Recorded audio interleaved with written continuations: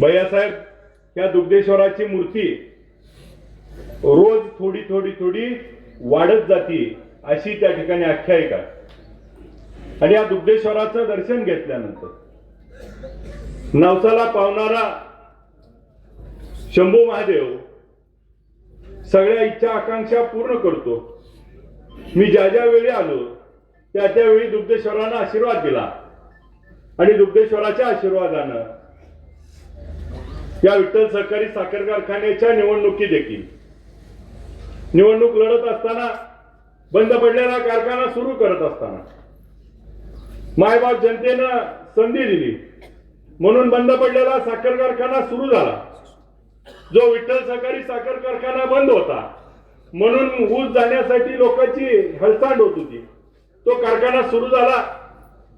मी निवडून यायच्या आधी त्या ठिकाणी 3 लाख गाळप नाना त्या वर्षी झालं होतं आणि यावर्षी आम्ही महिन्यात 3 लाख गाळप केलं. पहिल्या वर्षी निवडून आलो 7 लाख गाळप झालं होतं, या वर्षी 2.25 महिन्यात 7 लाख गाळप केलं. मग जो कारखाना सभासदांनी बंद पडला होता तो सुरू करण्याची ऊर्जा दिली, संधी दिली म्हणून त्या ठिकाणी सुरू झाला. ज्यावेळी कारखान्याची निवडणूक लढली त्यावेळी ऊसाचा भाव आपण सगळेजण परिचित आहे की 2,022 रुपये जिल्ह्यामध्ये ऊसाची दराची स्पर्धा होती. आणि मग पहिल्या वर्षी आम्ही 2500 रुपये भाव देऊ म्हणून निवडणूक लढली. मागची ऊसाची बिलं देऊ म्हणून निवडणूक लढली. मग ऊसाची बिलं देत थकीत बिलं देऊन त्या ठिकाणी 2500 रुपये भाव दिला. आता काही लोक ऊसाच्या दरावर बोलतात, पण आपण जसं विठ्ठल सहकारी साखर कारखान्याला संधी दिली त्या वर्षीपासून बघा, पहिल्या वर्षी 2500 रुपये दिला, पुढच्या वर्षी इथल्या एका कारखान्याने 2500 रुपये जाहीर केला. मी फक्त म्हणलं आपला कारखाना अडचणीत आहे, त्यांचं 2500 आहे, आम्ही 2550 रुपये देऊ. त्यांच्यावर टीका झाली, टिप्पणी झाली. जाहीर केलं राज्याचे उपमुख्यमंत्री अजितदादाच्या समोर 2500 रुपये आणि जमा करायची वेळ आली 2700 रुपये.